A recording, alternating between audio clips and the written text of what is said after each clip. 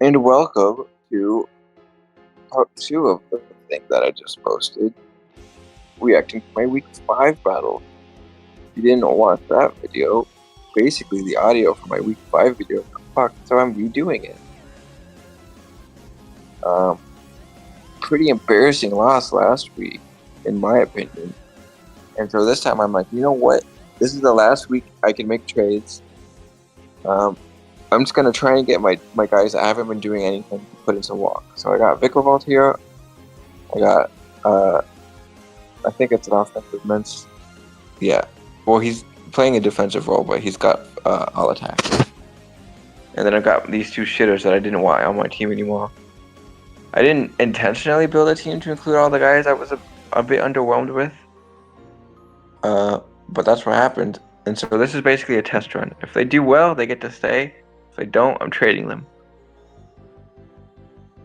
I knew Vicovalt would do well because look at this team, bro. Look at him clicking Fire Fang because that's the best thing a Gauchop can do. Vicovalt is so good.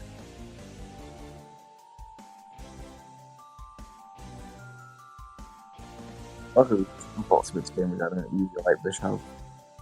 He's so cute. Like they're easily taken. The Pterodot knockoff. Like the goat he is, I would never trade away Quagsire. And that's definitely not because he's my team's mandatory water type and ground type, and spike setter and rock setter and unaware, and all for the cost of like 9 points. Anyways, yeah, Bishop is fucked. I get to just keep recovering as he's forced out. In which case, he gets to toss me out and come back in. It's a fun little dance we're doing. This time he went for Psycho Punch, thinking, praying, begging on his knees that I would do something silly. Well, I took Ice Punch because I only do cool things. After the last battle, no more bad plays. We're only doing good plays here. Good plays including actually putting use on my Decidueye, I believe.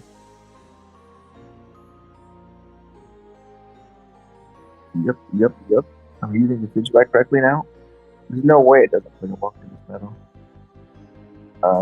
And honestly, compared to its previous performances, this is already walk.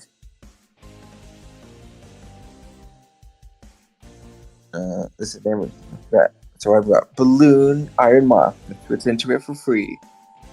Tragically, he clicked Grass Knot. But, and also Tentacle was still up. There wasn't even really a point to bring it out. But that's okay, because my Salamence is physical. I don't know why he risked that, but it was. And then he okay.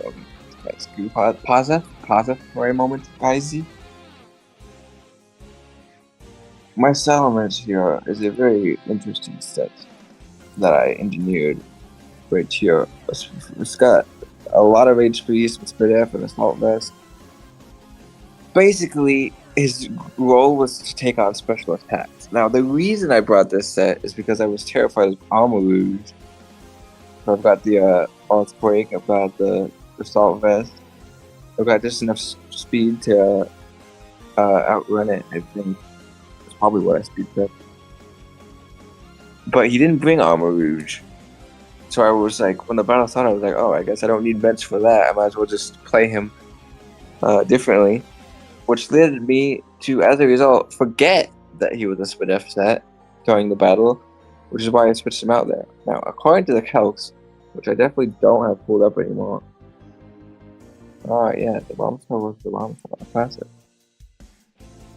He took like 60% max from that Moonblast, basically. And I switched out anyways. I had +1 Iron Head I could have clicked, killed the biggest threat to my team, but I played it safe and went into Iron Moth. And then I went back and, well, let's go back. A U-turn out meant got my +1 Iron Head. I'm confusing myself. Basically, I should have stayed in right here. Moonblast doesn't kill me, which means I don't need to go into Iron Moth in case of Moonblast. My thought process during this turn was basically, if he clicks Moonblast, I lose Mince. If he clicks Earth Power, I go lose Moth. Who would I rather risk? And I chose Moth. When in reality, there was never a risk because keeping Menton was a 100% chance for success no matter what he clicked. And yet I didn't do it. I will never forgive myself for this exchange. And yeah, he actually does click Earth Power, reads my Moth, kicks it out. The second funny thing, why did I have Air Balloon instead of Sugarberry? Sugarberry also lets me easily eat Earth Power without it being wasted if he doesn't click Earth Power on my switch. Basically, my play into enamorus was terrible. But that's okay because we're still playing good this game. It goes Rotom on the T-Ball, but what's he supposed to do? That apparently. Yeah, apparently cheesemans like running specs Rotom. Well, offensive at least. He wasn't specs this week, but it has been a lot. Sack took a vote because he's low. What's he gonna do? Bait in the Coffee Regis. Unfortunately, the strongest move I can pick, Draco Meteor, is not it. He goes for Whisper because he thought I was physical from the on-point area. Iron Head on the AM double. I'm playing out of my mind. And then I sacked the Decidueye, who apparently lived the Moonblast. That would have been nice to know during the battle. Bring Scissor back out. I'm not risking anything. I'm not making no more doubles. If he stays in and kills my Salamence, I lose instantly. So I go for a Bullet Punch there as he sacks Spike Choke. He actually catches me with a double this time. So I sack Quagsire, who, when you know it, also lives a Moonblast.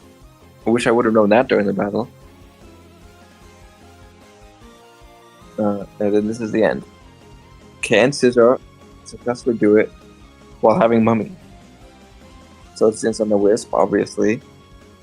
I'm thinking Sword Stance again, guaranteed kill this. This is what they call in the industry. This is what they call greed. Definitely did not need to do that. I mean, I probably don't kill this with +2, which was +0, but I still just. My thought process during this moment was essentially he's definitely going to rest here, in which case I can get the +4, which would have been +2, and then chip him down best I can. Because the name is going to die even to my Bond Bullet Punch, obviously. But then he reveals something far more sinister. And so I'm thinking, okay, that sucks. I think I'll Sword Stance again, though. And then he clicks Hex. Oh yeah, Copper Regis can actually do damage.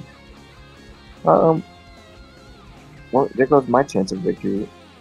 Fucking 13%. And then, watch this chat. Go for Ironhead, hoping, praying on my hands and knees that he'll go into enamorus for no reason, as he spams Haze in case I click Dragon Dance. Bond chips me down to 69. Bond chips me down to 63.